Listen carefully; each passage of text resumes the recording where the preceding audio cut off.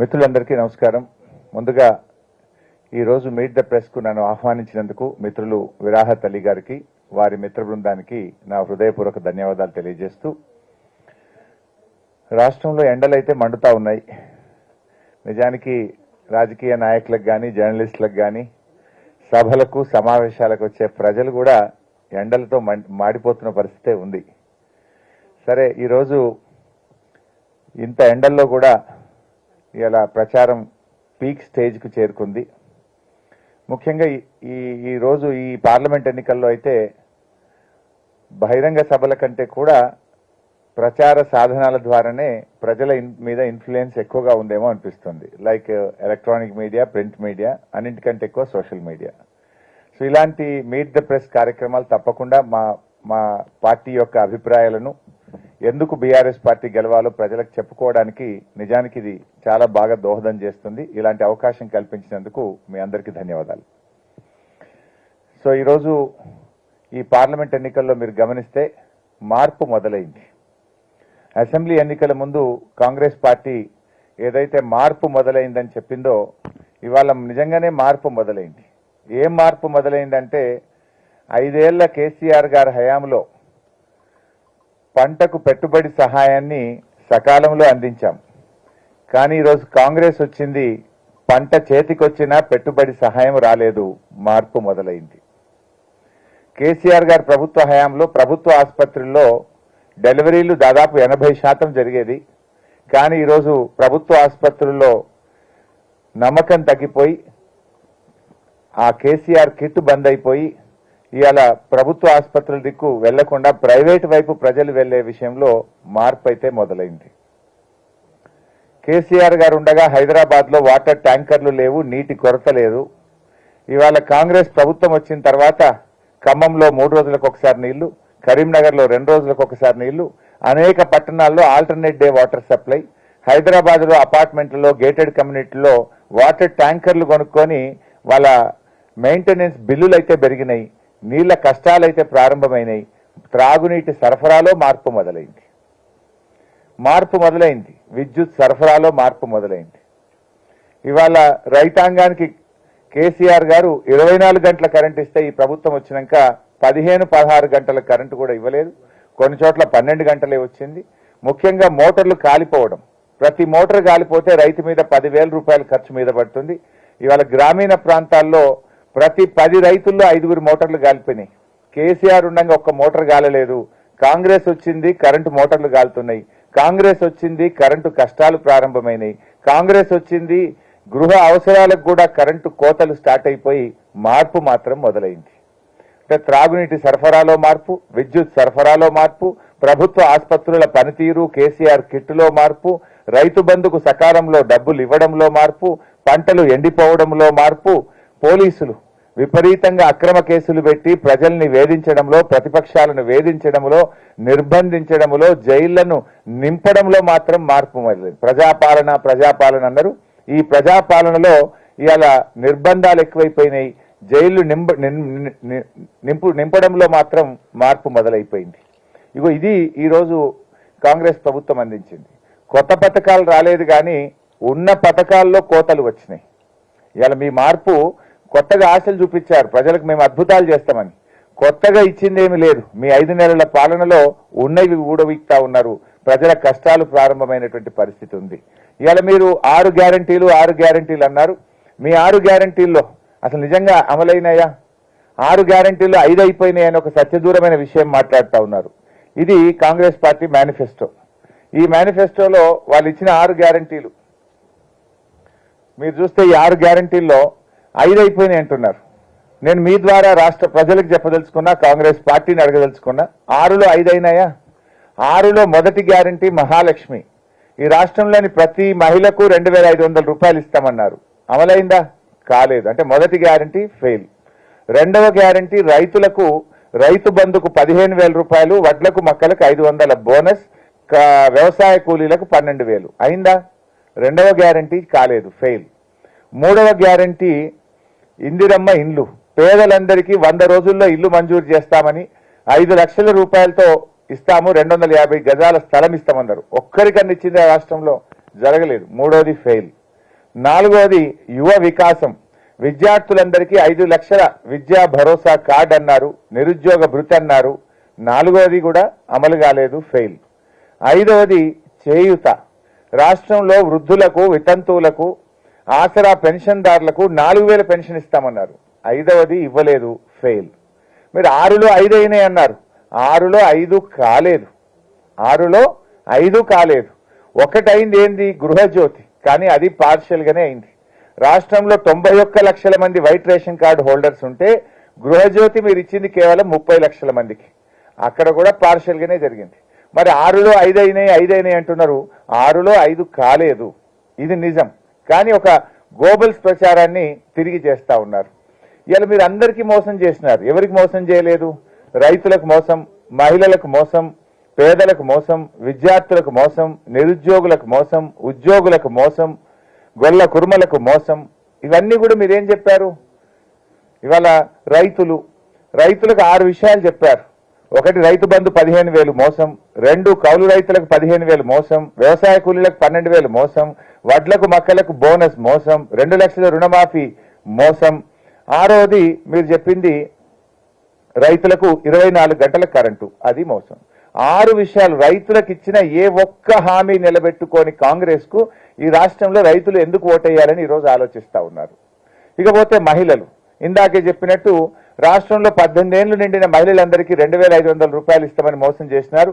ఒక్కొక్క మహిళకు కాంగ్రెస్ పార్టీ 4 నెలలు పోయి ఇప్పుడు ఇంకా 2 రోజులు అయితే 5 నెలలు అవుతుంది. 5 నెలలకు గాను పార్లమెంట్ ఎన్నికలు జరిగేలోపు 5 నెలలు నిండుతాయి. అంటే ప్రతి మహిళకు 12,500 రూపాయలు కాంగ్రెస్ పార్టీ బాకీ పడ్డది. కాంగ్రెస్ పార్టీ మహిళల ఓటు అడిగే ముందు 12,500 రూపాయలు చెల్లించినాకనే ఇలా ఓటు అడిగే నైతికత కాంగ్రెస్ కుంటుంది. 3వది పేదలు, ఆసరా పెన్షన్దారులు. ఇలా బాధాకరం ఏంటంటే 4,000 మాట దేవుడెరుగు కానీ ఈ 4 నెలల్లో జనవరి నెల పేదలకు ఇచ్చే పెన్షన్ ను ఎగరగొట్టేసింది. ఆ 2,000 కూడా ఇవ్వలే.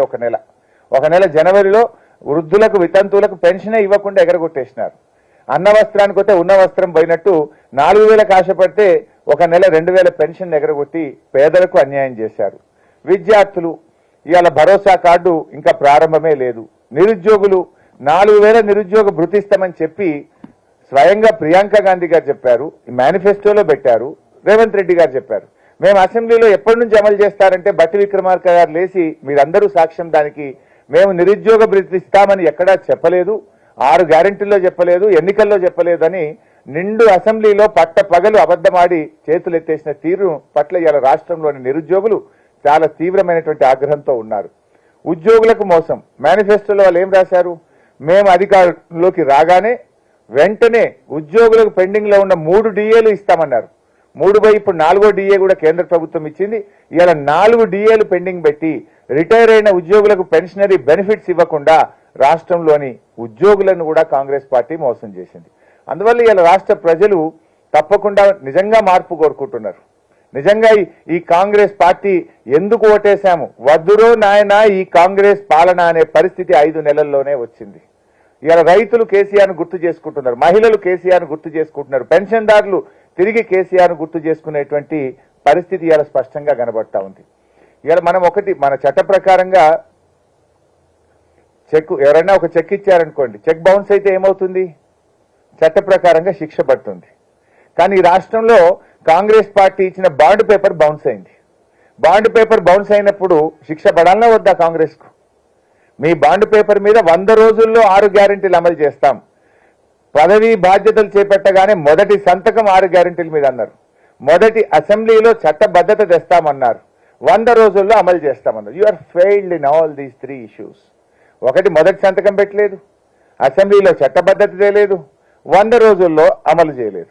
అందువల్ల బాండ్ పేపర్ బౌన్స్ చేసిన కాంగ్రెస్ పార్టీకి ఈ పార్లమెంట్ ఎన్నికల్లో ప్రజలు శిక్ష వేయాలని ఈరోజు డిసైడ్ చేసుకున్నారు. కానీ ఇలా కొత్త నాటకం కూడా స్టార్ట్ చేసినాడు ముఖ్యమంత్రి గారు. అసెంబ్లీ ఎలక్షన్ల ముందు ప్రామిసరీ నోట్లు, ఇప్పుడు అన్ని గాడ్ ప్రామిస్లు. అసెంబ్లీ ఎన్నికల ముందు ప్రామిసరీ నోట్లు ఇచ్చి ప్రజల్ని ఓట్లు వేయించుకునే ప్రయత్నం చేశారు. ఇప్పుడు తాజాగా ఏ ఊరికి పోతే ఆ ఊరి దేవుడి మీద ఒట్టు పెట్టి ఓట్లు వేయించుకునే ప్రయత్నంలో ఇలా మన కాంగ్రెస్ ప్రభుత్వం, ముఖ్యమంత్రి రేవంత్ రెడ్డి గారు ఉన్నారు. డెఫినెట్ గా వాళ్ళకి తగిన గుణపాఠం తప్పదు. ఈ గాడ్ ప్రామిస్లను ప్రజలు ఇలా నమ్మే పరిస్థితుల్లో లేరు. అందువల్ల ఇలా ప్రజలు కూడా ఆలోచిస్తున్నారు, ఈ బాండ్ పేపర్ బౌన్స్ చేసిన కాంగ్రెస్ కు గుణపాఠం చెప్తేనే రేపు ప్రజలకు ఇలా 6 గ్యారెంటీలు అమలవుతాయని ఆ దిశగా ఇలా రాష్ట్ర ప్రజలందరూ కూడా ఆలోచిస్తా ఉన్నారు.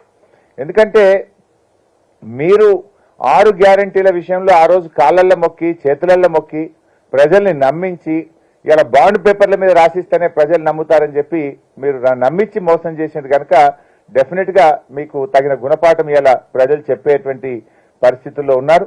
ముఖ్యంగా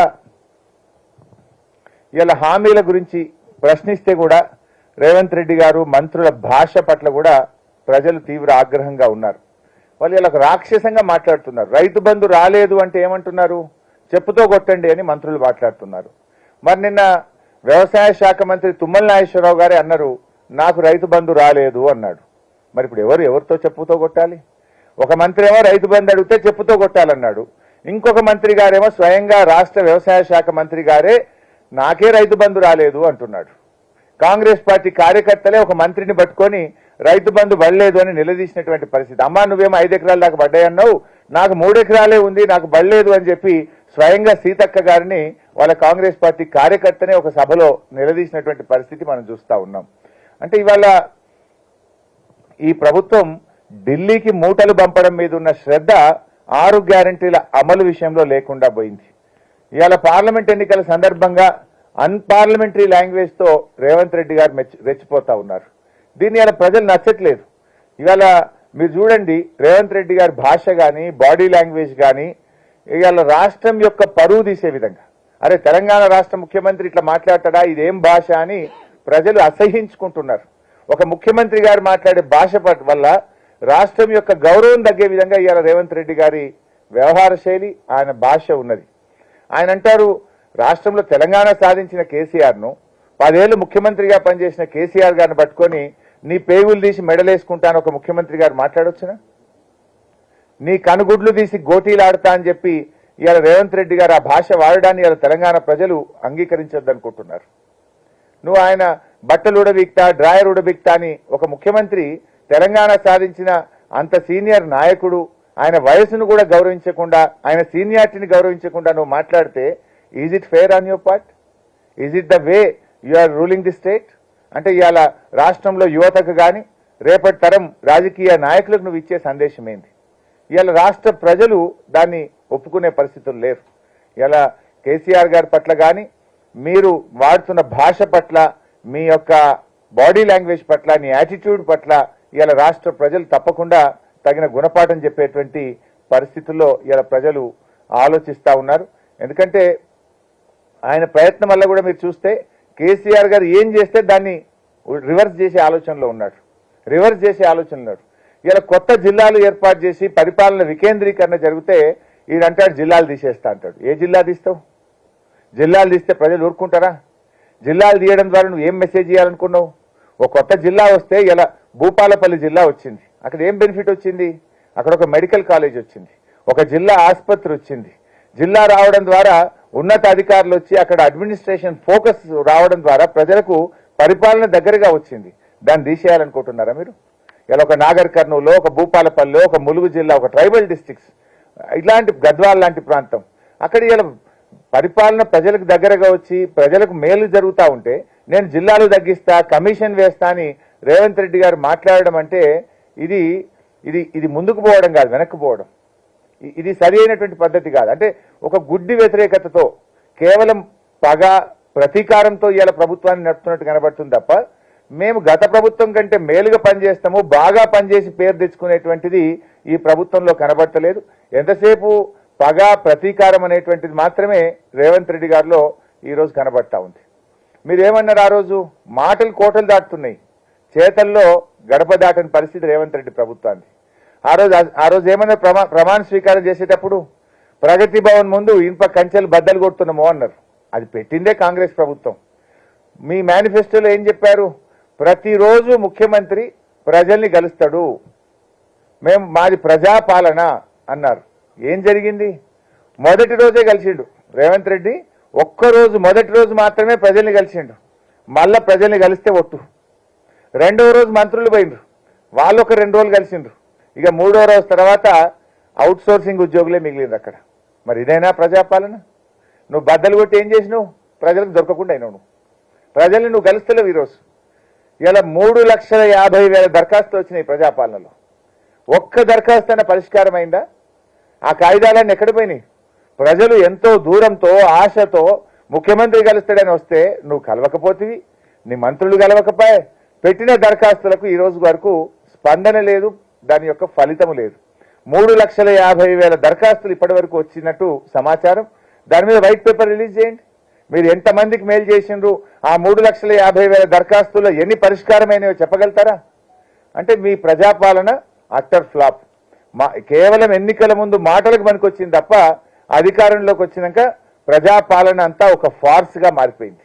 ప్రజల్ని కలవడం అనేటువంటిది లేదు అనేది ఇవాళ అర్థమైపోయింది. రేవంత్ రెడ్డి గారు ఎంతసేపు గతంలో ప్రతిపక్షంలో ఉన్నా, ఇప్పుడు అధికారంలో ఉన్నా సోషల్ మీడియాను దుర్వినియోగం చేసి ప్రతిపక్ష నాయకుల యొక్క క్యారెక్టర్ అసాసినేషన్ చేయడము, వాళ్ళ మీద బురద జల్లేటువంటి ప్రయత్నం చేయడము, ప్రజల్లో అనుమానాలు కలిగించేటువంటి ప్రయత్నంలోనే ఆయన ఎక్కువ చొరవ చూపుతున్నారు. వాస్తవంగా డెలివరీ తక్కువైంది. ఎంతసేపు ప్రతిపక్షాల మీద ఇబ్బంది పెట్టేటువంటి విషయమే తప్ప ఇంకోటి ఏముంది? ఇవాళ మా సోషల్ మీడియా యాక్టివిస్ట్ అయినటువంటి సాల్వాజీ మాధవ్ మీద ఇవాళ అక్రమ కేసు పెట్టి ఆయన్ని జైల్లో పెట్టారు. ఇలా బీఆర్ఎస్ కార్యకర్తలు ఎవరైనా సోషల్ మీడియాలో పోస్టులు పెడితే ఈయన పోలీసులు పిలిచి బెదిరిస్తున్నారు, డిలీట్ చేయమంటున్నారు, అక్రమ కేసులు పెడతా ఉన్నారు. ఇది ఆ ప్రజాపాలన? అంటే ప్రజలకు స్వేచ్ఛ లేకుండా చేసి ప్రతిపక్షాలను గొంతు నొక్కి ప్రతిపక్ష కార్యకర్తల మీద అక్రమ కేసులు పెట్టి భయభ్రాంతులకు గురి చేసి నువ్వు ప్రజాపాలన చేస్తున్నాని ఎవరి చెవుల్లో పువ్వులు పెడతా ఉన్నారు. ఇవన్నీ కూడా ఇలా ప్రజలు గమనిస్తా ఉన్నారు. గతంలో నువ్వేమన్నావు? పార్టీలు మారే వాళ్ళని రాళ్లతో కొట్టి చంపాలని మాట్లాడినావు, రాళ్లతో కొట్టాలన్నావు.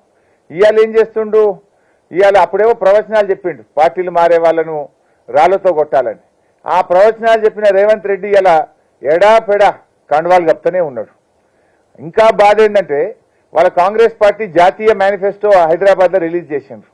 మేనిఫెస్టోలో ఏముందంటే ఎవరైనా పార్టీలు మారితే ఆన్ ద స్పాట్ వాళ్ళ సభ్యత్వం పోవాలని ఆ మేనిఫెస్టోలో ఉంది. అదే వేదిక మీద బీఆర్ఎస్ ఎమ్మెల్యేలను కూర్చోబెట్టిండ్రు. బీఆర్ఎస్ పార్టీ మీద గెలిచిన ఎమ్మెల్యేలను కూర్చోబెడితే నీ మేనిఫెస్టో ఫార్సా లేదా నువ్వు చెప్పే మాటలు తప్ప? ఏది నమ్మాలి ప్రజల్ని? ఇప్పుడు ఇంకా జోక్ ఏంటంటే నువ్వు 100 రోజులు అమలు చేస్తున్నా అన్న నీ మేనిఫెస్టోని అటర్ ఫ్లాప్ అయితే ఇప్పుడు మళ్ళీ కొత్త మేనిఫెస్టో రిలీజ్ చేసిండ్రు. ఎట్లా నమ్మాలి నీ మేనిఫెస్టోను? నువ్వు ఇచ్చిన మేనిఫెస్టోనే నువ్వు అమలు చేయడంలో దారుణంగా ఫెయిల్ అయిపోయి మళ్ళీ కొత్త మేనిఫెస్టో పెట్టడం అంటే ఇది ప్రజల్ని మోసపుచ్చడం. ప్రజలు తెలివైన వాళ్ళు. ఒకసారంటే నీ మాటలు నమ్మొచ్చు, మోసపోవచ్చు, కానీ ప్రతిసారి ప్రజల్ని మోసపుచ్చుతా అంటే అది జరగదనేటువంటి విషయాన్ని ఇవాళ రేవంత్ రెడ్డి గారు మరి గుర్తుపెట్టుకోవాల్సినటువంటి అవసరం ఉంది. ఇవాళ ప్రజలు కూడా డెఫినెట్ గా మార్పు కోరుకుంటున్నారు. ఈ కాంగ్రెస్ పార్టీ నుంచి మార్పు కోవాలనుకుంటున్నారు, కాంగ్రెస్ పార్టీకి బుద్ధి చెప్పాలనుకుంటున్నారు. గ్యారంటీల అమలు విషయంలో ఫెయిల్ అయిపోయి ఇవాళ బీజేపీతో అంతర్గత ఒప్పందం పెట్టుకున్నారు. కాంగ్రెస్ పార్టీ ఇవాళ రాష్ట్రంలో 8 సీట్లలో కాంగ్రెస్ గెలిచే విధంగా బీజేపీ సహకరిస్తుంది, మరో 8 సీట్లలో బీజేపీ గెలిచే విధంగా కాంగ్రెస్ సహకరిస్తుంది. విషయాలు ప్రజలకు అర్థమైనాయి. 2 పార్టీలకు ప్రజలు బుద్ధి చెప్తారు. మీరు అంతర్గత చీకటి ఒప్పందాలు చేసుకున్నారు. బట్ డెఫినెట్ గా ఇలా ప్రజలు ఏం కోరుకుంటున్నారంటే ప్రశ్నించే గొంతుగా ఉండాలి. ఈ తెలంగాణ హక్కులు కాపాడబడాలంటే బీఆర్ఎస్ పార్టీ అయితేనే కాపాడగలుగుతుంది అని కోరుకుంటా ఉన్నారు.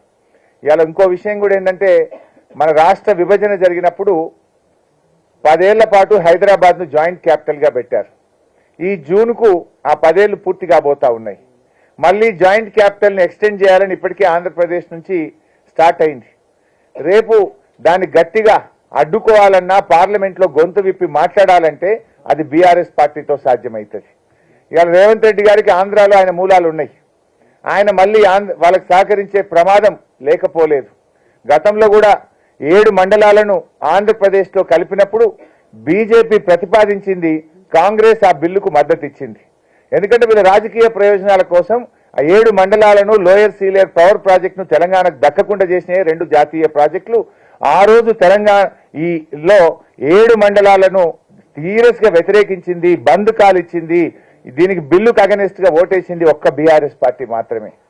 రేపు చాలా ఇష్యూస్ కూడా ఉన్నాయి. లైక్ రాష్ట్ర విభజన అంశాలు ఎన్నో ఉన్నాయి. ఈ జాయింట్ క్యాపిటల్ అంశం ఉంది, రాష్ట్రానికి సంబంధించిన హక్కులకు సంబంధించిన అంశాలు ఉన్నాయి. వీటన్నిట్లలో ఇవాళ మేలు జరగాలంటే బీఆర్ఎస్ పార్టీ గెలవాలని చెప్పి ఇవాళ ప్రజలు కోరుకుంటా ఉన్నారు. రెండు జాతీయ పార్టీలు కూడా తెలంగాణకు అన్యాయమే చేసినాయి. ఇవాళ బీజేపీ పార్టీ కూడా తెలంగాణకు ఏమిచ్చింది? దేశంలో 157 మెడికల్ కాలేజీలు, నర్సింగ్ కాలేజీలు ఇచ్చినా తెలంగాణకు ఒక్కటి ఇవ్వలేదు. నవోదయ విద్యాలయాలు అడిగితే ఇవ్వలేదు. జాతీయ ప్రాజెక్ట్ అడిగితే ఇవ్వలేదు. తెలంగాణ ఐటీఐఆర్ను రద్దు చేశారు. తెలంగాణకు రావాల్సిన కోచ్ ఫ్యాక్టరీ ఇవ్వలేదు. బయ్యారం ఉక్కు ఫ్యాక్టరీ ఇవ్వలేదు. వడ్లు కొనండి మహాప్రభు అంటే వాళ్ళు నూకలు బుక్కండి అని తెలంగాణ ప్రజల్ని అవమానపరిచే విధంగా బీజేపీ కేంద్ర మంత్రులు మాట్లాడారు. అంటే ఇలా మేము కష్టపడి రైతు బంధు ఇచ్చి, నీళ్లు ఇచ్చి, చెరువులు బాగు చేసి, పెండింగ్ ప్రాజెక్టులు పూర్తి చేసి, కేసీఆర్ గారు అద్భుతంగా దక్షిణ భారతదేశ ధాన్యాగారంగా తెలంగాణను తయారు చేస్తే వడ్లు కొనడం కూడా చేతగాని బీజేపీ ప్రభుత్వం ఇవాళ తెలంగాణ ప్రజల ఓట్లు ఎట్లా అడగాలి? మీరు తెలంగాణ ప్రజలను, తెలంగాణ రైతులను నూకలు బుక్కండి అని చెప్పి అవమానపరిచింది బీజేపీ. ఏమీ ఇవ్వని బీజేపీ తెలంగాణలో ఏమని ఓటు అడుగుతుంది? మీ నైతికత ఏంది అని అడుగుతా ఉన్నా. ఇలా బీజేపీ నాయకులు రాష్ట్రానికి వచ్చి ఎంతసేపు దేవుడి పేరు చెప్పి ఓట్లు అడిగే ప్రయత్నం చేస్తున్నారు. నేను ఒకటే అడుగుతున్నా బీజేపీని, మీరు ఈ రాష్ట్రంలోని బీసీలకో, ఎస్సీలకో, రైతులకో, మహిళలకో, విద్యార్థులకో, నిరుద్యోగులకో ఏ ఒక్క వర్గానికైనా 10 ఏళ్లలో మీరు చేసిన మేలేందో ఒక్కటి చెప్పండి. మేం చెప్తాం బీఆర్ఎస్ పార్టీ ఏం చేసింది 10 ఏళ్లలో అంటే రైతు బంద్ ఇచ్చినాం, రైతు బీమా ఇచ్చినాం, సాగునీరు ఇచ్చినాం, 24 గంటల ఉచిత కరెంట్ ఇచ్చినాం, ఆసరా పెన్షన్ 2000కు పెంచాం, ఇవాళ అనేక కేసీఆర్ కిట్ ఇచ్చాం, కళ్యాణ లక్ష్మి చెక్కులు ఇచ్చాం, అభివృద్ధి సంక్షేమం అన్ని చెప్తాం, కొత్త జిల్లాలు చేసినాం. మీరేం చెప్తారు? 10 ఏళ్లలో మీరు అదానీ గారిని ప్రపంచ కుబేరుల్లో ఒకరిని మాత్రం చేసినారు. ఇప్పుడు బీజేపీ అధికారంలో రాకముందు అదానీ అపరిచితుడు, ఆయన ఎవరో తెలియదు. కానీ 10 ఏళ్ల బీజేపీ పాలనలో ప్రపంచ కుబేరుల్లో టాప్ 10లో మాత్రం అదానీ గారు మాత్రం అయ్యారు. ఇవాళ ఈ దేశ రైతులను బాగుపడ్డరా? మీరు తెచ్చిన నల్ల చట్టాలు వద్దు మహాప్రభు అని ధర్నాలు చేసిన ఢిల్లీ నడివీధుల్లో రైతుల మీద లాఠీ చార్జీలు, బాష్పవాయు గోళాలు, రబ్బర్ బుల్లెట్లు కొట్టి 700 మంది రైతులను ఇలా పొట్టన పెట్టుకున్నది బీజేపీ. రైతు వ్యతిరేక ప్రభుత్వంగా మీరు పేరు తెచ్చుకున్నారు. రైతులకు మీ మేనిఫెస్టోలో స్వామినాథన్ కమిషన్ రిపోర్ట్ అమలు చేస్తామని చేయకుండా మోసం చేసినారు. మద్దతు ధరకు చట్టబద్ధత తెస్తామని బీజేపీ రైతుల్ని మోసం చేసింది. ఏమిచ్చింది బీజేపీ? పేదలకు ఏమిచ్చారు? ఈ రాష్ట్రానికి ఏమిచ్చారు? ఏ వర్గం మీ 10 ఏళ్ల హయాంలో బాగుపడ్డది? ఇవాళ ప్రజలకు సమాధానం చెప్పాల్సిన అవసరం ఉంది. అందువల్ల ఇవాళ దళితుల విషయంలో కూడా ఇవాళ ఎస్సీలు కూడా ఆలోచిస్తున్నారు. ఎందుకంటే ఇవాళ బీజేపీ వర్గీకరణ చేస్తామని చెప్పి వాళ్ళు కనీసం బిల్లు మూవ్ చేయలేదు, వాళ్ళ మేనిఫెస్టోలో కూడా పెట్టినటువంటి పరిస్థితి లేదు. ఇవాళ బీజేపీ హయాంలో జీఎస్టీ రూపంలో ధరలు పెరిగినాయి, పేదల నడ్డీ విరిగింది. ఇవాళ పెట్రోల్ డీజిల్ ధరలు, ప్రపంచంలో క్రూడ్ ఆయిల్ ధరలు తగ్గినాయి, బీజేపీ పాలనలో పెట్రోల్ డీజిల్ ధరలు పెరిగాయి. ఇవాళ గ్యాస్ సిలిండర్ ధరను 1000 రూపాయలకు పెంచింది కూడా బీజేపీ. అంటే బీజేపీ ధరలు పెంచింది, పేదలను ఇబ్బంది పెట్టింది తప్ప ఏ ఒక్క వర్గానికి కూడా ఇవాళ బీజేపీ మేలు చేయలేకపోయింది. అందువల్ల ఇవాళ బీజేపీ ఈ రాష్ట్రం యొక్క ప్రయోజనాలను దెబ్బతీసింది. ఇవాళ బీజేపీ ఎంతసేపు మాట్లాడితే భక్తి ధార్మికం గురించి మాట్లాడతారు. కేసీఆర్ కంటే భక్తిపరుడు ఇంకోళ్ళు ఉంటారా? కేసీఆర్ కంటే ధార్మికంగా ఉన్న ముఖ్యమంత్రి ఈ దేశంలో ఏ బీజేపీ ముఖ్యమంత్రి అయినా ఉన్నారా? గతంలో దేవాలయాల నిధులు ప్రభుత్వాలు వాడితే ప్రభుత్వ నిధులను దేవాలయాలకు ఇచ్చిన మొదటి ముఖ్యమంత్రి కేసీఆర్. అద్భుతంగా యాదాద్రి దేవాలయం నిర్మించింది కేసీఆర్ గారు. ధూపదీప నైవేద్యాలతో ఇవాళ చాలా బాగా మరి ఆ దేవాలయాల్లో ప్రతిరోజు పూజా కార్యక్రమాలు జరిగే విధంగా చూసింది కేసీఆర్ గారు. ఆ దేవాలయాల్లో నిత్యం పూజా కార్యక్రమాలు నిర్వహించేటువంటి బ్రాహ్మణుల కోసం, పేద బ్రాహ్మణుల విద్యా ఉపాధి అవకాశాల కోసం నిధులిచ్చింది కేసీఆర్. బ్రాహ్మణ పరిషత్తు గట్టి వాళ్ళని గౌరవించింది కేసీఆర్. ఇట్లా దేవాలయాల విషయంలో, ఆధ్యాత్మికత విషయంలో ఇవాళ కేసీఆర్ గారు బీజేపీ కంటే 2 అడుగులు ముందే ఉన్నారు తప్ప ఎక్కడ కూడా వెనుక ఉన్నది లేదు. అంటే మీరు ఇలా ప్రజల గురించి ఆలోచించాలి. మీ హామీలు చూస్తూ ఉంటే కోటలు దాటుతున్నాయి. ఒకవైపు రాష్ట్రంలో ఎండలు మండుతా ఉన్నాయి. బీజేపీ కాంగ్రెస్ వాళ్ళు ఇచ్చే అబద్ధపు హామీలతో ప్రజల గుండెలు మండుతా ఉన్నాయి. ఎందుకంటే రేవంత్ రెడ్డి గారు అప్పుడే అసెంబ్లీ ఎన్నికల ముందు 6 గ్యారెంటీలు లాంటివి 100 రోజులు అమలు చేస్తాంటివి. అది ఏం చేయలేదు. మళ్ళీ ఇప్పుడు కొత్తగా ఇంకొక హామీ పత్రాన్ని మళ్ళీ ప్రజల ముందు పెట్టివి. ఇది ప్రజల్ని మోసం చేయడం కాదా? ఇలా బీజేపీ కూడా అదే చేస్తూ ఉంది. మీరు మీరు 10 ఏళ్ళు అధికారంలో ఉండి ఇచ్చిన హామీలు అమలు చేయకుండా మళ్ళీ కొత్త హామీలతో ప్రజల్ని మోసపుచ్చే ప్రయత్నం చేస్తూ ఉన్నారు. ఇవాళ రాష్ట్రంలో ముఖ్యంగా కేసీఆర్ గారి పర్యటన బస్సు యాత్ర తర్వాత బీఆర్ఎస్ శ్రేణుల్లో అద్భుతమైన ఉత్సాహం వచ్చింది, అద్భుతమైన ప్రజా ఆదరణ వస్తూ ఉంది. మేము ఊహించిన దానికంటే ఎక్కువగా యువత, విద్యార్థులు, రైతులు, మహిళలు స్వచ్ఛందంగా కేసీఆర్ గారి బస్సు యాత్రకు వచ్చి వారికి అపూర్వమైన రీతిలో స్వాగతం పలుకుతా ఉన్నారు. మాకు సంపూర్ణమైన విశ్వాసం కలుగుతా ఉంది. తప్పకుండా ఈ పార్లమెంట్ ఎన్నికల్లో కాంగ్రెస్ బీజేపీల కంటే ఎక్కువ సీట్లు బీఆర్ఎస్ పార్టీ సాధిస్తుంది. ఈ రాష్ట్రంలో అత్యధిక సీట్లు బీఆర్ఎస్ పార్టీ సాధిస్తుంది. ఒక నిశ్శబ్ద విప్లవం ఈ రాష్ట్రంలో రాబోతుందనేటువంటిది స్పష్టంగా మాకు కనబడతా ఉంది. ఎందుకంటే ప్రజలు ఇలా మార్పు కోరుకుంటున్నారు, ఈ కాంగ్రెస్ నుంచి మార్పు కోరుకుంటున్నారు, ఈ రివర్స్ గేర్లో పోతున్న కాంగ్రెస్ గురించి మార్పు కోరుకుంటున్నారు. అసలు ఏ ముఖ్యమంత్రి అయినా రాష్ట్ర అధినేత రాష్ట్రం దివాలా తీసిందని చెప్తారండి? రాష్ట్రం దివాలా తీసిందని ముఖ్యమంత్రి చెప్తే రాష్ట్రానికి పెట్టుబడులు వస్తాయా? రాష్ట్రంలో పెట్టుబడులు రాకపోతే ఉద్యోగాల కల్పన జరుగుతుందా? రాష్ట్రంలో ఫీల్ గుడ్ ఫ్యాక్టర్ లేకపోతే రాష్ట్ర ప్రభుత్వ ఆదాయం తగ్గిపోదా? ఇవాళ రియల్ ఎస్టేట్ రంగం కుదేలైపోయింది. కొన్ని లక్షల మంది రియల్ ఎస్టేట్ మీద బతికే వాళ్ళు ఇవాళ రోడ్డు మీద పడ్డ పరిస్థితి వచ్చింది. రాష్ట్ర ప్రభుత్వ రిజిస్ట్రేషన్ ఆదాయం తగ్గిపోయింది. రాష్ట్రంలో పెట్టుబడులు తగ్గిపోయినాయి. రాష్ట్రంలో ప్రైవేట్ రంగంలో ఉపాధి కల్పన తగ్గిపోయింది. మీరు ఈ రకంగా మాట్లాడడం వల్ల భవిష్యత్తులో కరెంట్ ఉంటుందో ఉండదో, మీరు మంచినీళ్ళు ఇవ్వకపోవడం వల్ల ఇవాళ కన్ఫ్యూజన్లో పడ్డారు. ఒక దశలో బెంగళూరు నుంచి, మద్రాస్ నుంచి అన్ని పెట్టుబడులు హైదరాబాద్ వైపు చూసినాయి. అక్కడ త్రాగునీటి సమస్య వల్ల, అక్కడ ట్రాఫిక్ కంజెషన్ వల్ల, అక్కడ విద్యుత్ కోతల వల్ల తెలంగాణ వైపు అందరూ చూశారు. కానీ రేవంత్ రెడ్డి గారి తీరు చూసిన తర్వాత రాష్ట్రంలో పెట్టుబడిదారులు ఇలా పునరాలోచనలో పడ్డారు. మీకు పరిపాలన నైపుణ్యం లేక, మీ యొక్క ఆలోచన విధానం వల్ల ఇలా రాష్ట్రానికి మీరు నష్టం చేస్తారు, తీరని నష్టం చేస్తూ ఉన్నారు. కేసీఆర్ గారు 10 ఏళ్ళు ముందుకు తీసుకపోతే ఈ రాష్ట్రాన్ని మీరు వెనక్కు తీసుకుపోతున్నటువంటి పరిస్థితి ఉంది. ఇలా ఒక విశ్వాసం కలిగియాలి, విశ్వసనీయత పెంచాలి. కానీ మీరు ప్రతిపక్షాల మీద బురద జల్లాలని, గత ప్రభుత్వం మీద బురద జల్లాలని చెప్పి రాష్ట్రం పరువు తీసి రాష్ట్ర ప్రయోజనాలను దెబ్బతీసే విధంగా ఇవాళ రేవంత్ రెడ్డి గారి ప్రభుత్వం వ్యవహరిస్తూ ఉంది. ఇవాళ ఇంకో విషయం కూడా సమాధానం చెప్పట్లేదు రేవంత్ రెడ్డి గారు. బీజేపీ నాయకులే ఎంపీ అరవింద్ గారు, వాళ్ళ శాసనసభా పక్ష నేత మహేశ్వర్ రెడ్డి గారు ఈయన బీజేపీలో చేరతాడని చెప్తున్నారు. ఆగస్టు సంక్షోభం అంటున్నారు. ఈయన మంచోడే కానీ మా బీజేపీలోకి రావాలంటున్నారు. దాన్ని ఎందుకు ఈయన ఖండిస్తలేడు? ఇవాటి వరకు నేను బీజేపీలో చేరను అని ఎందుకు ఖండిస్తలేడు రేవంత్ రెడ్డి గారు? మాట్లాడిన వాళ్ళు ఎవరు? సీనియర్ బీజేపీ నాయకులు, ఎల్పీ నేత మాట్లాడుతున్నాడు. దాని మీద ఈ రోజు వరకు స్పందన లేదు. అంటే ఇవన్నీ కూడా ప్రజల్లో అనుమానాలు వస్తూ ఉన్నాయి. ముఖ్యంగా ముస్లిం మైనార్టీస్ విషయంలో బీజేపీ కాంగ్రెస్లు ఇవాళ కాంగ్రెస్ పార్టీ కూడా తీవ్రమైనటువంటి అన్యాయం చేసింది. రాష్ట్రంలో ఎన్నికల ముందు ఏం చెప్పారంటే, కవిత గారు అరెస్ట్ కాలేదు కనుక బీజేపీ బీఆర్ఎస్ ఒకటి అనే ఒక దుష్ప్రచారం చేసి, అబద్ధాలను గోబల్స్ ప్రచారం చేసి రాజకీయంగా మైనార్టీల ఓట్లు వేయించుకునే ప్రయత్నం చేశారు. ఇవాళ కవిత గారు అరెస్ట్ అయినారు. ఆ విషయం రాష్ట్ర ప్రజలు చూస్తున్నారు. నిజంగా మేము బీజేపీతో కలిస్తే ఇవాళ దేశంలో ఏం జరుగుతుంది? బీజేపీతో కలిస్తే జోడీ, లేదంటే ఈడీ. అదే జరుగుతుంది కదా, అక్రమ కేసులే కదా జరుగుతున్నాయి.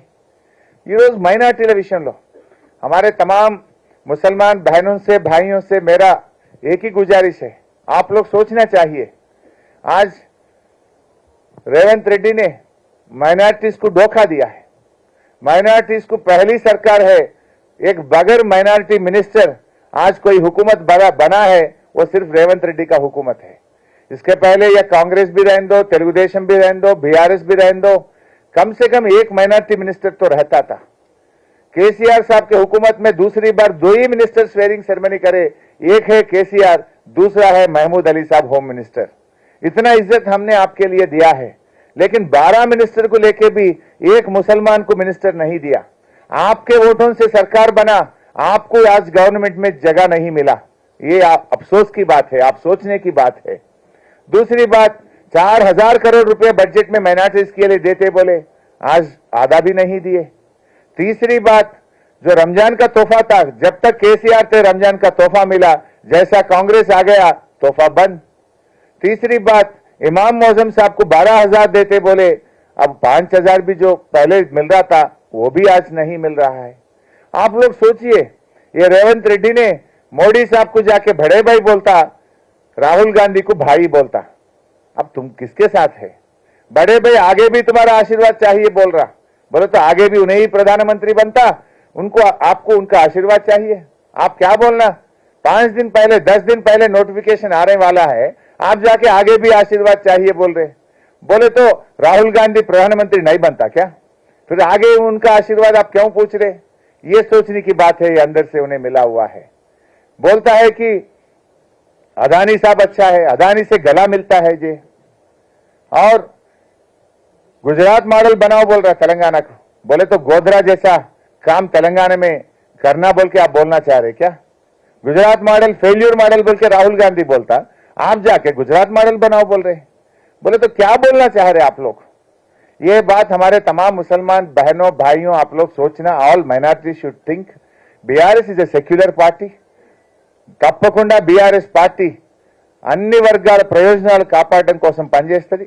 రేపు పార్లమెంట్లో కూడా అన్ని వర్గాల ప్రయోజనాల కోసం పనిచేస్తుంది। ఎక్కడైనా మైనారిటీస్కి అన్యాయం జరిగితే గలం విప్పుతుంది, ఆ ప్రభుత్వాల మీద పోరాడుతుంది। అది ఏ ప్రభుత్వం ఢిల్లీలో వచ్చినా తప్పకుండా పోరాడుతుంది। బీఆర్ఎస్ ఎప్పటికీ కూడా మైనారిటీలతో బీఆర్ఎస్ ఎప్పటికీ కూడా మైనారిటీలకు అన్యాయం చేయదు। బీఆర్ఎస్ ఎప్పటికీ కూడా బీజేపీతో కలవదు। మైనార్టీల పక్షపాతిగా హిందూ ముస్లింలను రెండు కళ్ళుగా భావించి ఇద్దరిని సమంగా ముందుకు తీసుకుపోయేటువంటి పార్టీ ఇలా బీఆర్ఎస్ పార్టీ। ఈ విషయాన్ని అందరూ కూడా మైనార్టీ సోదరులు కూడా గమనించాలి। ఇవాళ 8 సీట్లలో బీజేపీ గెలుపుకు పరోక్షంగా రేవంత్ రెడ్డి సహకరిస్తా ఉన్నాడు।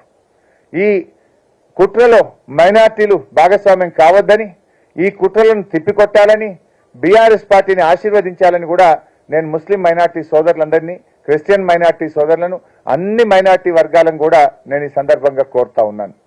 సో మిత్రులారా, ఈ రకంగా డెఫినెట్గా ఈ ఎన్నికల్లో ప్రజలైతే మార్పు కావాలని కోరుకుంటున్నారు।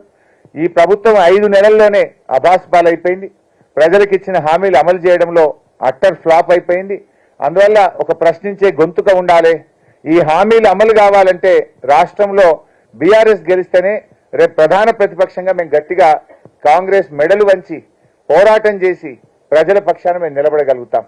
అదేవిధంగా కేంద్రంలో కూడా ఈరోజు చూస్తూ ఉంటే బీజేపీకి మెజార్టీ వచ్చే పరిస్థితి లేదు, కాంగ్రెస్కి మెజార్టీ వచ్చే పరిస్థితి లేదు। మళ్ళీ సంకీర్ణ యుగం, రీజనల్ పార్టీలే ఈ దేశంలో కీలక భూమిక పోషించబోతా ఉన్నాయి। ఈ పరిస్థితుల్లో బీఆర్ఎస్ అత్యధిక సీట్లు గెలవడం ద్వారా తప్పకుండా కేంద్ర రాజకీయాల్లో కూడా ప్రధాన భూమిక పోషించి ఈ రాష్ట్ర హక్కులను కాపాడడంలో, ఈ రాష్ట్ర ప్రయోజనాలు కాపాడడంలో బీఆర్ఎస్ పార్టీ ముందుంటుందని, ఇవాళ బీఆర్ఎస్ పార్టీని ఆశీర్వదించాలని రాష్ట్ర ప్రజలందరికీ నేను అపీల్ చేస్తా ఉన్నాను। Thank you.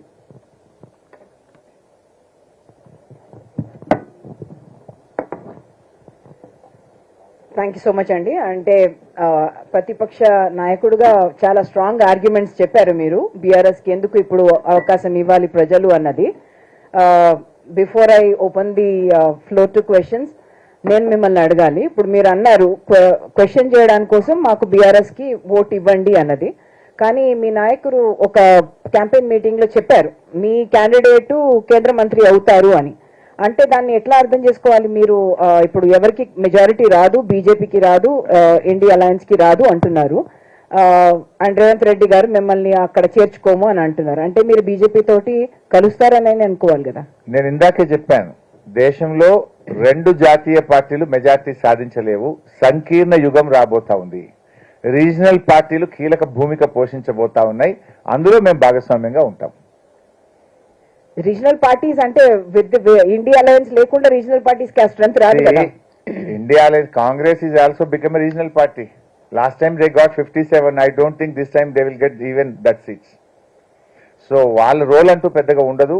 రీజనల్ పార్టీస్ లో నుంచే రేపు ఒక నాయకుడు ప్రధానమంత్రి అవుతారు, ఎవరవుతారు ఎలా అవుతారు అనేటువంటిది రేపు ఎన్నికల ఫలితాల తర్వాత మనం చూస్తాం. మీరు ఇంకొక ఇష్యూ చెప్పారు about how the leaders of all gone to the other parties. We all know, మనం అందరం చూస్తున్నాము, బీఆర్ఎస్ నుంచే వచ్చిన చాలా నాయకులు ఇప్పుడు కాంగ్రెస్ కి, భాజపాకి, బీజేపీకి మళ్ళీ క్యాండిడేట్స్ గా వచ్చారు. మీరు కాంగ్రెస్ మేనిఫెస్టోలో పెట్టిన ఆ అంశం పైన మీరు కూడా do you agree with that? Because that seem sensible. మనకున్న ఇప్పుడు యాంటీ డిఫెక్షన్ లా వర్క్ చేయట్లేదు. వన్ ఇస్ మీ పార్టీ కూడా దానికి ప్రెసిడెన్స్ చాలా ఇచ్చింది.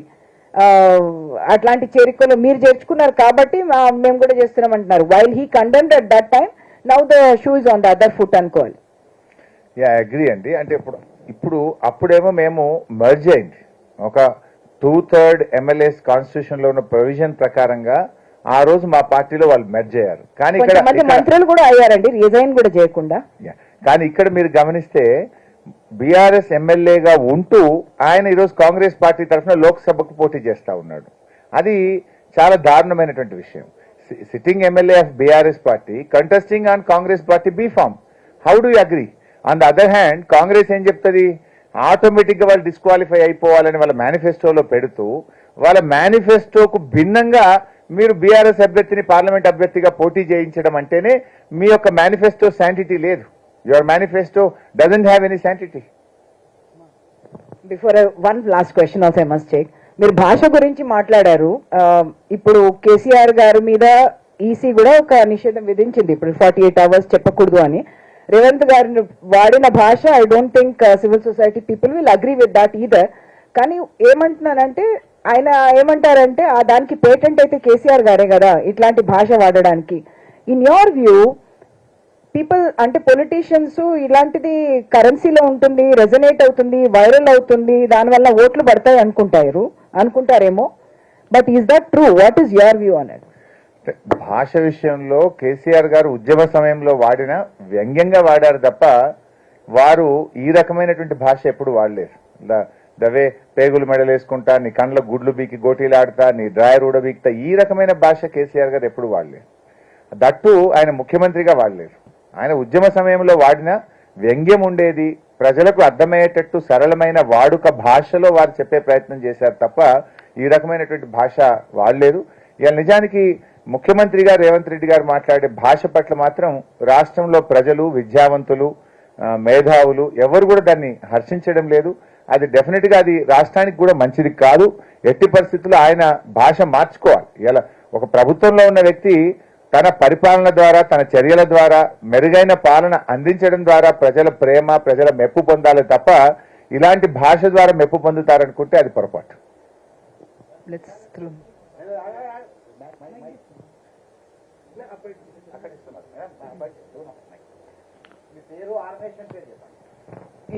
నేను రవికుమార్ అండి, టీవీ5 రిపోర్టర్ని. మీ పార్టీ నుంచి బీఆర్ఎస్ కు నుంచి బీజేపీకి అటు కాంగ్రెస్ కు వెళ్ళినటువంటి కొంతమంది క్యాండిడేట్స్ ఇప్పుడు బరిలో ఉన్నారు. ఏ మేరకు బీఆర్ఎస్ కు నష్టం అవుతుంది వాళ్ళ ద్వారా, లేదంటే ఆ చేర్చుకున్నటువంటి పార్టీలకు బరిలో నిలిపినటువంటి పార్టీలకు డ్యామేజ్? నిజంగా చెప్పాలంటే మాకు లాభమైంది. ఇవాళ ప్రజలు వాళ్ళని అసహించుకుంటున్నారు. ఇవాళ బీఆర్ఎస్ నుంచి కాంగ్రెస్ అభ్యర్థులుగా ఉన్నటువంటి సునీతా మహేందర్ రెడ్డి కానీ, కడియం కావ్య కానీ, దానం నాగేందర్ కానీ వీళ్ళందరూ 3rd place లో ఉన్నారు ఈరోజు. They are in 3rd place. అంటే ప్రజలు దీన్ని ఆహ్వానించడం లేదు. సో దీనివల్ల మాకు పోతే కొంతమంది వ్యక్తులు, నాయకులు పోయిన తప్ప మా క్యాడర్ కానీ ఎవరైతే క్షేత్రస్థాయిలో పనిచేసేటువంటి కార్యకర్తలు ఎవరు కూడా వాళ్ళ వెంట వెళ్ళలేదు. డెఫినెట్ గా దీని ద్వారా మాకు మేలే జరిగింది. ప్రజలు దీన్ని అసహించుకుంటున్నారు. ఇటువంటి అభ్యర్థులు పెట్టిన పార్టీలకు నష్టం జరుగుతుంది.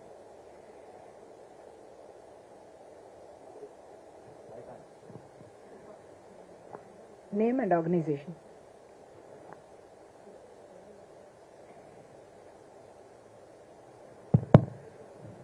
రాష్ట్రంలో ఏర్పడకుండా ముందు పేరు, ఆర్గనైజేషన్.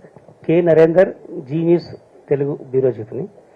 రాష్ట్రం ఏర్పడిన తర్వాత మొదటిసారిగా ఇబ్బందికరంగా ఏర్పడుతోంది. అంటే పార్టీకి గడ్డుకాలం ఉంది అన్నటువంటి ఒక పరిస్థితి వినపడుతోంది. సర్వే ఫలితాలు కూడా ఆల్మోస్ట్ బీఆర్ఎస్కి 1, 2 అంతకంటే మించి ఇవ్వట్లేదు అనేది చాలా అనిపిస్తుంది. మీకేమనిపిస్తుంది? ఎందుకంటే 6 హామీలు అమలు చేస్తున్నాము అని రేవంత్ రెడ్డి అంటున్నారు, రెఫరెండం అంటున్నారు. బీఆర్ఎస్ పార్టీ మరి నరేందర్ గారు, నేను ఇందాకే చెప్పిన 6 గ్యారంటీలు 5 గ్యారంటీలు అమలు కాలేదు. They are fail to do it. అసలు గ్యారంటీలు వదిలిపెట్టి ఉన్నాయి కూడా పోతున్నాయి. అందువల్ల ప్రజల్లో మార్పు ఉంది. ఒక నిశ్శబ్ద విప్లవం ఉంది. మీ అందరి అంచనాలు తలకిందులవుతూ మెజారిటీ ఎంపీ సీట్లు బీఆర్ఎస్ పార్టీ గెలుస్తుంది. ఇలా ఎందుకు కాంగ్రెస్ ఓటేయాలి? మీరు 6 గ్యారంటీల అమలులో వైఫల్యం చెందినందుక, రైతు బంధు డబ్బులు ఇవ్వనందుక, కరెంటు సరఫరాలో ఫెయిల్ అయినందుక, త్రాగునీటి సరఫరాలో ఫెయిల్ అయినందుక, మీరు ఆసుపత్రుల నిర్వహణలో ఫెయిల్ అయి కేసీఆర్ కిట్ పథకం బంద్ చేసినందుక, మీరు తులం బంగారం మాట దేవుడెరుగు ఉన్న కళ్యాణ లక్ష్మి షాదీ ముబారక్ చెక్కులు కూడా సకాలంలో అందించినందుక పీపుల్ ఆర్ థింకింగ్. అందువల్ల డెఫినెట్ గా మీరు పోయిన అసెంబ్లీ ఎన్నికల తర్వాత పార్లమెంట్ ఎన్నికల్లో చూస్తే కూడా ఎవరు ఎక్స్పెక్ట్ చేయలే మేము 7 సీట్లు ఓడిపోతామని. ఆ రోజు మేము 7 సీట్లు కోల్పోయాం పార్లమెంట్ సీట్లు. ఇలా అంతకంటే సీరియస్ గా డిస్కషన్ ప్రజల్లో జరుగుతూ ఉంది. అందుకే మేము కాన్ఫిడెంట్ గా ఉన్నాం, డెఫినెట్ గా మేము అత్యధిక సీట్లు గెలవబోతాం. ఇప్పుడు మీరు పర్సెప్షన్ ఏంది, మా పార్టీ నుంచి కొంతమంది బయటకు పోయి ఆడ క్యాండిడేట్లు అయింది కనుక మేమేదో బలహీనపడ్డాం అనుకుంటారు. వ్యక్తులు కాదు నిర్ణయించాల్సింది ప్రజలు. ప్రజల మూడ్ ఇంపార్టెంట్. ఇలా mood of the people is they are looking towards KCR. రైతులు, మహిళలు, ఆసరా పెన్షన్దారులు, ఈ మేజర్ వర్గాలన్నీ కూడా ఇలా కేసీఆర్ వైపు చూస్తున్నారు. ఇలా మాదిగల విషయంలో కూడా 3 పార్లమెంట్ సీట్లుంటే ఒక్కటి కూడా మాదిగలకు టికెట్ ఇవ్వకుండా కాంగ్రెస్ అన్యాయం చేసింది. స్వయంగా కాంగ్రెస్ పార్టీ నాయకుడు మోత్పల్లి నరసింహులు గారే చెప్తున్నారు. అదేవిధంగా బీజేపీ వాళ్ళ మేనిఫెస్టోలో వర్గీకరణ గురించి చెప్పకపోవడం వల్ల ఇలా మాదిగల్లో మెజారిటీ ఓట్లు ఇలా బీఆర్ఎస్కి వస్తున్నాయి. రైతు బంధు రాకపోవడం వల్ల మెజారిటీ రైతులు కరెంటు కోతల వల్ల, మోటార్లు కావడం వల్ల మా వైపు చూస్తున్నారు. ఆసరా పెన్షన్దారులకు 4,000 మాట ఇచ్చిపెట్టి ఇచ్చారు, కేసీఆర్ ఇచ్చే 2,000 కూడా రాకపోవడం వల్ల వాళ్ళు కూడా ఇలా మా వైపు చూస్తున్నటువంటి పరిస్థితి ఉంది. అందువల్ల డెఫినెట్ గా ఒక స్పష్టమైనటువంటి మార్పు కనబడుతుంది. ఇలా ఆటో వర్కర్స్ కూడా వాళ్ళకి 12,000 ఇస్తామని వీళ్ళు ఇవ్వలేదు, వాళ్ళు ఇలా ఆత్మహత్యలు చేసుకునే పరిస్థితి వచ్చింది. వాళ్ళు కూడా ఇలా బీఆర్ఎస్ వైపు చూస్తున్నారు. అందువల్ల చాలా సెక్షన్స్ లో ఒక గుణాత్మకమైన మార్పు. అసెంబ్లీ ఎన్నికల ముందు ఉన్నటువంటి పరిస్థితి ఇలా కాంగ్రెస్ కు లేదు, బీజేపీకి లేదు. V5 news Shekhar. మాజీ మంత్రి గారు, అంటే మీరు స్పీకర్ ఫార్మాట్ లో రాజీనామా లెటర్ ఇవ్వకుండా రేవంత్ రెడ్డితో సవాల్లో ఏదైతే రైతు రుణమాఫీ పైన స్పీకర్ ఫార్మాట్ లో ఇవ్వకుండా తను భయపడ్డాడు, ఆగస్టు 15 ఖచ్చితంగా నేను అంతలోపే రైతు రుణమాఫీ చేస్తాను, అందుకే భయపడే స్పీకర్ ఫార్మాట్ లో కాకుండా వేరే ఫార్మాట్ లో ఇచ్చారు. శేఖర్, నేను నీకు ఇప్పుడే ఇచ్చేస్తా. On the spot I give you in speaker format నీకు ఇస్తాను. రేవంత్ రెడ్డిది మీరు తెప్పియండి. రేవంత్ రెడ్డి తెప్పించిన 5 నిమిషాల్లో స్పీకర్ ఫార్మాట్ లో శేఖర్కే ఇస్తాను రాజీనామా. రేవంత్ రెడ్డి మీది తెప్పించుకోండి. నేను ప్రెస్ అకాడమీ చైర్మన్ శ్రీనివాస్ రెడ్డికి ఇవ్వమని అడిగాను. I correct your question. First of all 6 గ్యారంటీలు, రుణమాఫీ, ఈ రెండింటిని ఆగస్టు 15లోగా చేస్తే స్పీకర్ ఫార్మాట్ లో రాజీనామా ఆమోదించుకొని మళ్ళీ పోటీ చేయను అని చెప్పాను. 6 గ్యారంటీలు మరియు రుణమాఫీ, ఈ 6 గ్యారంటీలు కూడా నేను కొత్తగా పెడుతున్న నిబంధన కాదు. 100 రోజుల్లో చేస్తామని మీరు ప్రజల్ని మోసపుచ్చి చెయ్యని గ్యారంటీలను 15 ఆగస్టులోగా దేవుడి మీద ఒట్టు పెడుతున్నావు కదా, 15 ఆగస్టులోగా 6 గ్యారంటీలు రుణమాఫీ చెయ్యండి. I'm even ready. ఇదే ప్రెస్ క్లబ్ మా విరాట్ బైక్ ఇస్తా, లేకపోతే శేఖర్కి ఇస్తా, మీ దగ్గరనే పెట్టుకోండి, ఆయనది కూడా తెమ్మనండి. I'm ready. I'm a man of word. నేను అట్లా వెనకకు పోయేవాడిని కాదు. రేవంత్ రెడ్డి లాగా పార్టీలు మార్చటోని కాదు, మాటలు మార్చటోని కాదు. సార్, నా పేరు రాజు, ఐ న్యూస్ అండి. సార్, మీరు ఇందాక మాట్లాడుతూ రాష్ట్రంలో బీజేపీ గెలుపు కోసం కాంగ్రెస్ సహకరిస్తుంది ఇండైరెక్ట్ గా అని చెప్పేసి చెప్తా ఉన్నారు. కానీ ఇటీవల కేసీఆర్ గారు కానీ మీరు కానీ ఎవరు మాట్లాడినా రేపు ఎన్నికల తర్వాత రాష్ట్రంలో ఈ ప్రభుత్వం ఉండదు, ఈ ప్రభుత్వం కూలిపోతుంది, మనం మంచి రోజులు వస్తాయని చెప్పేసి అంటున్నారు. అంటే దీన్ని బట్టి ఎవరితో అగ్రిమెంట్? మేము కేసీఆర్ గారు సంగారెడ్డి సభలో ఏం మాట్లాడిందంటే, ఈ ప్రభుత్వం 5 ఏళ్లు ఉండాలని కోరుకుంటున్నాము, ఈ 5 ఏళ్లు ఉంటేనే పాలేందో నీళ్ళేందో తేలుతుంది. 5 నెలలనే తేలిపోయింది కదా. కరెంటు మున్పట్లెక్క వస్తలేదు, మంచినీళ్ళు మున్పట్లెక్క వస్తలేవు, దవాఖాన్ల కేసీఆర్ కిట్ వస్తలేదు, కళ్యాణ లక్ష్మి చెక్ వస్తలేదు, ఇవాళ ఇవన్నీ పంటలు ఎండిపోతున్నాయి. ఇవన్నీ ప్రజలకు అర్థమైంది. ఇంకా 5 ఏళ్ళు ఉంటే ప్రజలు మమ్మల్ని భుజాల మీద ఎత్తుకొని మళ్ళీ మా ప్రభుత్వాన్ని తీసుకొస్తారు, మా పార్టీని తెస్తారు. అందువల్ల మాకేం లేదు. ఇలా ఎవరంటున్నారు? వాళ్ళ పార్టీ నాయకులు, కాంగ్రెస్ పార్టీ నాయకులు అంటున్నారు. బీజేపీ నాయకుడు మహేశ్వర్ రెడ్డో లేకపోతే సంజయ్ గారో వాళ్ళ నాయకులు మాట్లాడుతున్నారు, ఈ ప్రభుత్వం ఉండదు, ఆగస్టు సంక్షోభం వస్తుంది, ఇది అవుతుందని. బీఆర్ఎస్ అనడం లేదు. మాకు ఒకటే ఉంది, మీరు 5 ఏళ్లు ఉండండి, ప్రజలకు ఇచ్చిన హామీలన్నీ అమలు చేయండి. ఒక్క హామీ కూడా తప్పకుండా మీ 420 హామీలు అమలు చేయాలనే కోరుకుంటున్నాం. మీరు ఎప్పుడు ఈ డిఫెక్షన్స్, గవర్నమెంట్ కూలిపోతుంది అని టాక్ వచ్చేటప్పుడు తెలంగాణలో ఎప్పుడు ఒక మాట వస్తుంది, హరీష్ రావు గారు ఏకనాథ్ షిండే అవుతారు అన్నది.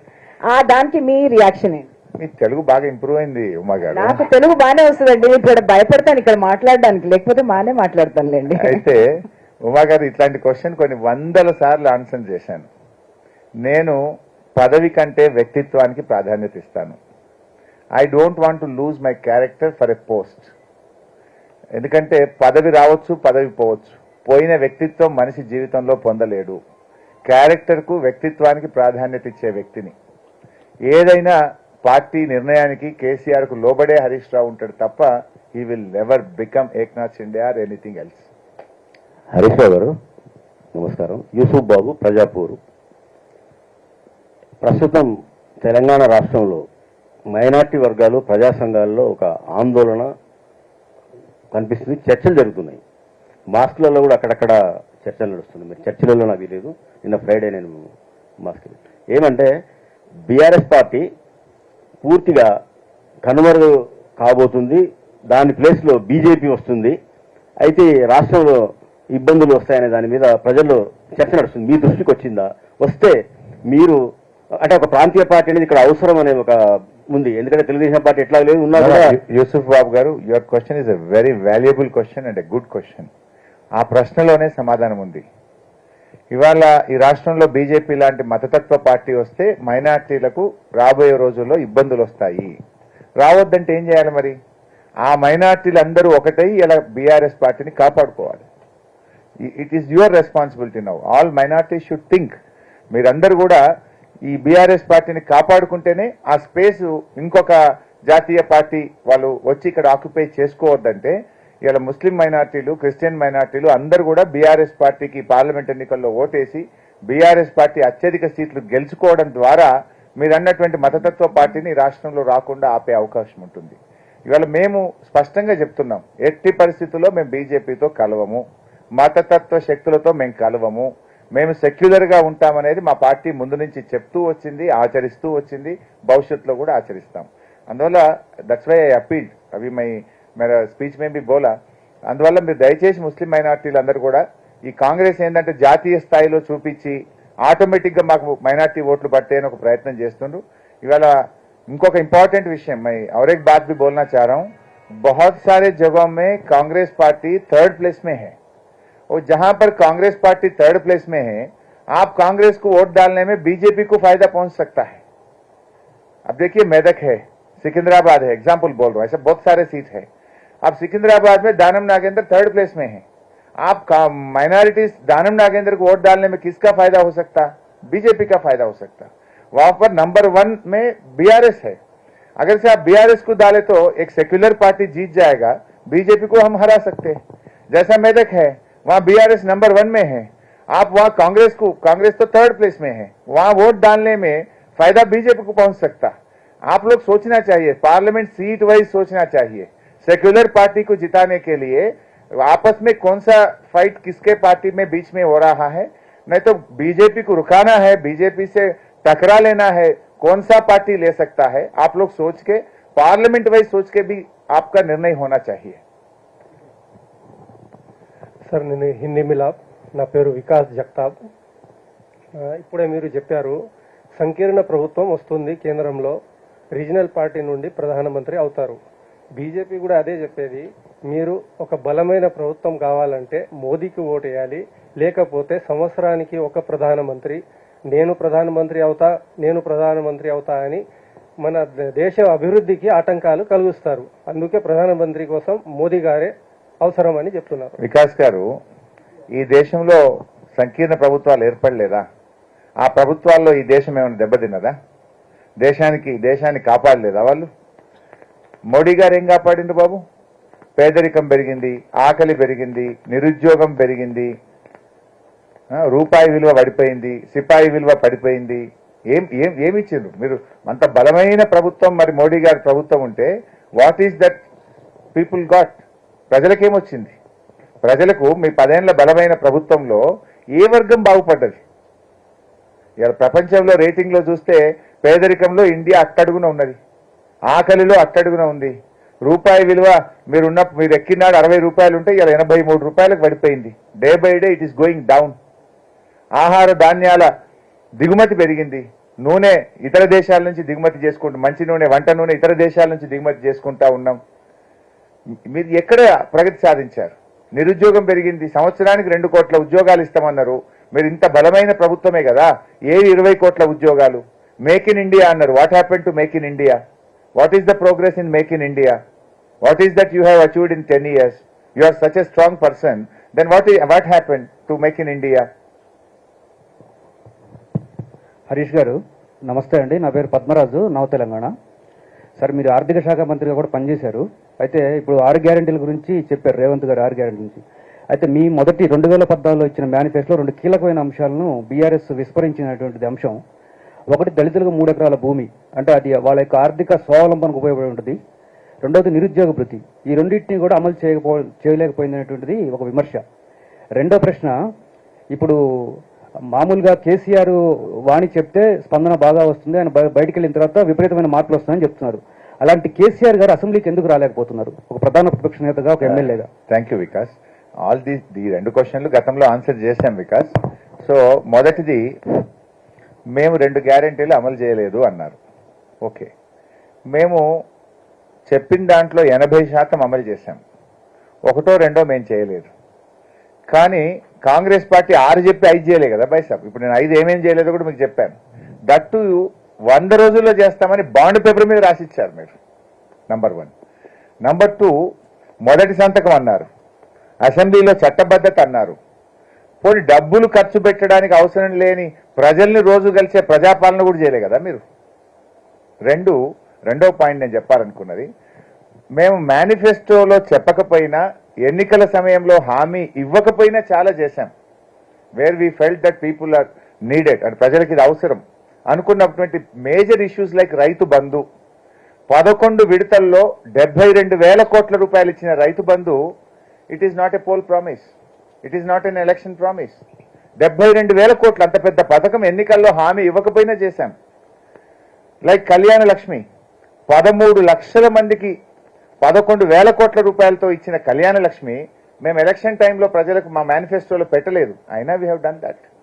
KCR kit, nutrition kit, morning breakfast to the school going children, ఇట్లా ఎన్నో కార్యక్రమాలు మేనిఫెస్టోలో పెట్టకుండా బీఆర్ఎస్ పార్టీ అమలు చేసింది. మీరు పెట్టినవి కూడా చేయట్లేదు అనేటువంటిది మేము చెప్పడం నంబర్ 1. సెకండ్ క్వశ్చన్, అసెంబ్లీకి సంబంధించి తప్పకుండా ఆయన వస్తారు. ఆయనకు అనారోగ్యం వల్ల రాలేదు, ఇప్పుడే బాగైనారు, ఆల్రెడీ రోడ్ షో స్టార్ట్ చేసినారు. Definitely he will come. మేము అసెంబ్లీలో ఈ ప్రభుత్వానికి ప్రతిపక్ష నేతగా వారు మంచి నిర్ణయాత్మకమైన అద్భుతమైన రోల్ వారు ప్లే చేస్తారు, మీరు అందరూ చూస్తారు. సార్ నమస్తే, నా పేరు భూమేష్, ఆంధ్రప్రభ. సార్, విశాలమైన కాళేశ్వరం ప్రాజెక్టులో మేడిగడ్డ ఒక చిన్న పార్ట్. దానికి ఉన్న 85 పిఆర్లలో 3 పిఆర్లు కుంగిపోయాయి. ఈ 3 పిఆర్లు అక్టోబర్ 21న కుంగిపోతే ఇప్పటి వరకు దాని పునరుద్ధరణ జరగకపోవడంతో మరో నెల రోజుల్లో వర్షాలు వస్తాయి. ఆ నీరంతా సముద్ర గర్భంలో చేరే అవకాశాలు ఉన్నాయి. దీనిపై మీరు స్పందన ఏంటి? భూమేష్ గారు, నేను అసెంబ్లీలో కూడా దీని మీద డిస్కస్ చేసిన, బయట కేసీఆర్ గారు కూడా చెప్పారు. నిజానికి కేవలం మా మీద బుర్ర జల్లాలనే ఒకే ఒక దుగ్ధతో ఆలస్యం చేస్తా ఉన్నారు. వర్కింగ్ పీరియడ్ పోయింది, అప్పుడేమో మేము ఎలక్షన్ జోన్లో ఉన్నాం, మేము అప్పుడు నిర్ణయాలు తీసుకునే పరిస్థితి లేదు. We are under election commission control. నిజంగా కేసీఆర్ గారు ప్రభుత్వం వచ్చుంటే ప్రభుత్వ ప్రమాణ స్వీకారం చేసిన 1వ రోజు 2వ రోజు ఆయన అక్కడికి వెళ్ళి దాని మీద పని ప్రారంభించుండేవాడు.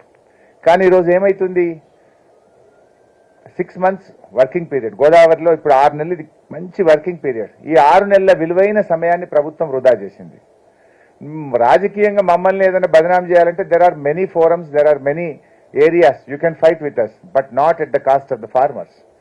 ఇలా లక్షల మంది రైతుల ప్రయోజనాలు, కోట్ల మంది ప్రజల త్రాగునీటి ప్రయోజనాలని ఫనంగా పెట్టి దాన్ని పక్కకు పెట్టడం అనేది ఇది రాజకీయంగా దుర్మార్గం. ఇది ప్రభుత్వం చేయకూడనటువంటి పని. అంటే ఇలా కేవలం మమ్మల్ని బదనాం చేయాలని రేవంత్ రెడ్డి గారు కొన్ని లక్షల మంది రైతుల ప్రజల నోట్లో మట్టి కొడతా ఉన్నారు. నిజంగా ఆయన చేయాలనుకుంటే, ఈ ప్రభుత్వం సీరియస్ గా తీసుకుంటే ఇప్పుడు మళ్ళీ జూలైలో మనం మోటార్లు నడిపే విధంగా దాన్ని తెచ్చుకోవాల్సిన అవకాశం ఉండేది. ఎన్డీఎస్ఏ పేరు మీద పెట్టి రిపోర్ట్ వచ్చినాక చేస్తాము అంటున్నారు. మీకు ఇక్కడ ఒక విషయం చెప్పాలి, పోలవరం అనే జాతీయ ప్రాజెక్టు కట్టింది కేంద్ర ప్రభుత్వం, వాళ్ళే కట్టిండ్రు. ఇదే NDSA. NDSA is part and parts of CWC. ఆ కేంద్ర ప్రభుత్వం కడుతున్న పోలవరం డయాఫ్రేమ్ వాళ్ళు కొట్టుకుపోయి 5 ఏళ్ళు అయింది. 5 ఏళ్ళైనా ఇప్పటికీ ఎన్డీఎస్ఏ రిపోర్ట్ రాలే బైసాబ్. మరి అది మీరే కట్టిండ్రు, ఆడెందుకు ఎన్డీఎస్ఏ రిపోర్ట్ రాదు 4 ఏళ్ళైనా 5 ఏళ్ళైనా? అంటే వాళ్ళ శాంటిటీ ఏంది అని నేను అడుగుతా ఉన్నా. ఇక్కడనేమో హడావిడిగా 5 రోజుల్లో ఇచ్చింది అప్పుడు ఒకటి, because elections are there to defame within 5 days they have given the report. అక్కడ 5 ఏళ్ళైనా రిపోర్ట్ ఇవ్వలేదు. ఆ ఎన్డీఎస్ఏకున్న శాంటిటీ ఏంటి? ఇలా మనకు ఎన్నో అవకాశాలు ఉంటాయి. ఇంటర్నేషనల్ ఎక్స్పర్ట్స్ ఉంటారు, నేషనల్ లెవెల్ ఎక్స్పర్ట్స్ ఉంటారు, మన ఇంజనీర్లు ఉన్నారు. దాన్ని రెక్టిఫై చేసి వర్షాకాలంలో నీళ్లు పంపు చేస్తే మనకు మేలవుతుంది. ఇప్పుడు మల్లన్న సాగర్లో నీళ్లు ఉన్నాయి బై సాబ్, అర్జెంటుగా ఇవాళ ఈ ప్రభుత్వం హడావిడిగా పైప్ లైన్ వేసి హైదరాబాద్ నీళ్లు తెస్తున్నది. మల్లన్న సాగరే లేకపోతే, కాళేశ్వరమే కట్టకపోతే ఇవాళ హైదరాబాద్కు నీళ్ళు వస్తున్నా? ఇవాళ నీళ్లు తెచ్చుకుంటున్నావు కదా నువ్వు, పైకి మమ్మల్ని విమర్శిస్తున్నావు, కానీ అదే ఇవాళ హైదరాబాద్కు జీవన ధార అవుతుంది.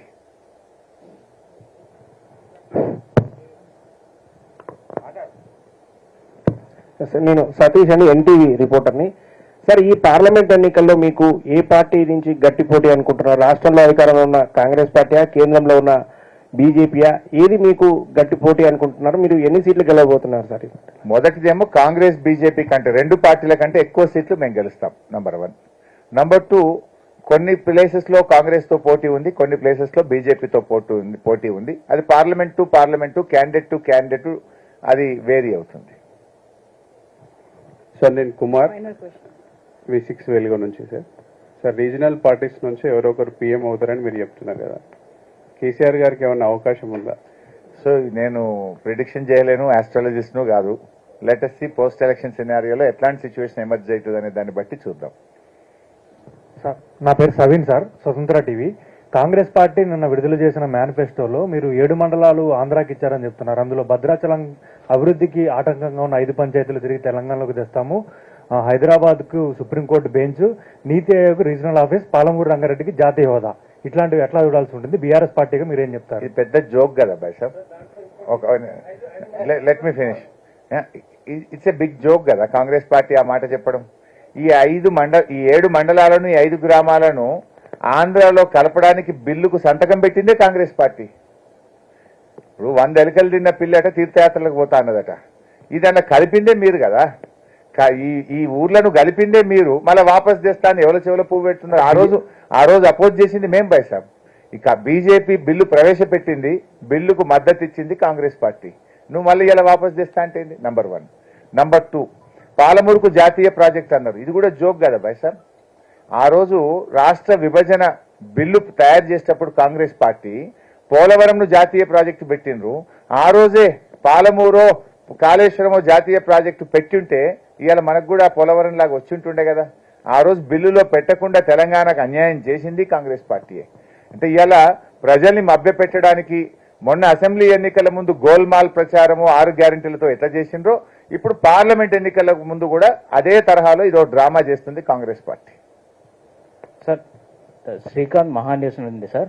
ఇక్కడ సార్, రిజర్వేషన్ల మీద బీజేపీ రద్దు చేయాలని చూస్తుంది, బీఆర్ఎస్ స్టాండ్ ఏంది దీనిపై అని సీఎం గారు పదే అడుగుతున్నారు. బైసా, ఈ 2 పార్టీలు డ్రామా ఇది, కాంగ్రెస్ బీజేపీ. నువ్వు కొట్టినట్టు చేయి, నేను ఏడిచినట్టు చేస్తా, నేను ఏడిచినట్టు చేస్తా, నువ్వు కొట్టినట్టు చేయి అన్నట్టున్నది కాంగ్రెస్ వాళ్ళది, బీజేపీ వాళ్ళది. ఒకవైపు బీజేపీ వాళ్ళు ఏమంటుండ్రంటే హిందువుల ఆస్తులు గుంజుకొని ముస్లింలకు పంచి పెడతారు అని బీజేపీ వాడు మాట్లాడతాడు, రిజర్వేషన్లు రద్దయితాయని కాంగ్రెస్ వాడు మాట్లాడతాడు. ఈ 2 జరిగే పనే బైసా? మన కాన్స్టిట్యూషన్ పర్మిట్ చేస్తుందా? సుప్రీంకోర్టులో రాజ్యాంగ ధర్మాసనం లేదా? ప్రజలు ఊరుకుంటారా?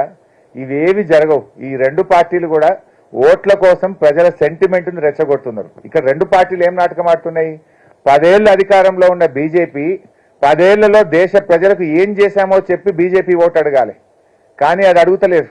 మంగళసూత్రాలు పోతాయి, మీ ఆస్తులు పోతాయని బీజేపీ మాట్లాడుతుంది. కాంగ్రెస్ ఏం మాట్లాడాలి?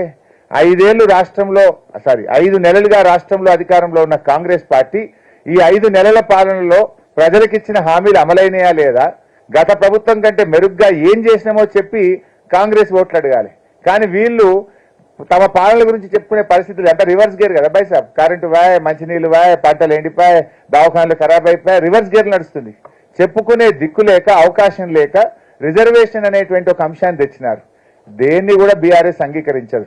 బీఆర్ఎస్ రిజర్వేషన్లు పెంచాలని, రిజర్వేషన్లను రాష్ట్రాలకే పెంచుకోవడానికి అనుమతి ఇవ్వాలని 2 సార్లు అసెంబ్లీలో తీర్మానం చేసి కేంద్ర ప్రభుత్వానికి పంపాం. బీఆర్ఎస్ ఎంపీలు ఢిల్లీలో లోక్సభలో దీని మీద కేంద్ర ప్రభుత్వాన్ని నిలదీసిండ్రు. 1. 2, హిందువుల ఆస్తులు ముస్లింలకు పంచినా, ముస్లింల ఆస్తులను హిందువులకు పంచినా బీఆర్ఎస్ ఒప్పుకోదు. అందరికీ భారత రాజ్యాంగం ఇక్కడ ఈ దేశంలో బతికే ప్రతి పౌరుడికి సమాన హక్కు కల్పించింది తప్ప ఒకనాస్తి పంచడాన్ని మన రాజ్యాంగం, మన కాన్స్టిట్యూషన్ ఒప్పుకోదు. ఇద్దరికి కూడా తెలుసు వాళ్ళకి రిజర్వేషన్లు పోవని కాంగ్రెస్ వాళ్ళకి తెలుసు, ఆస్తులు పంచారని బీజేపీ వాళ్ళకి తెలుసు.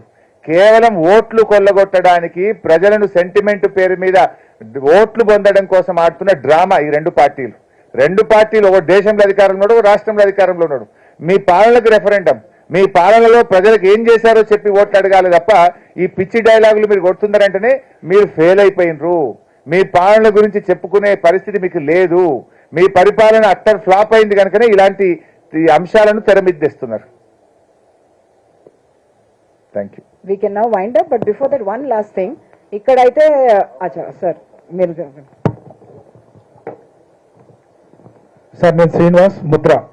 సార్ ఇప్పుడు రాజకీయాల్లో నైతిక విలువలు పోతున్నాయని మీరు అంటున్నారు.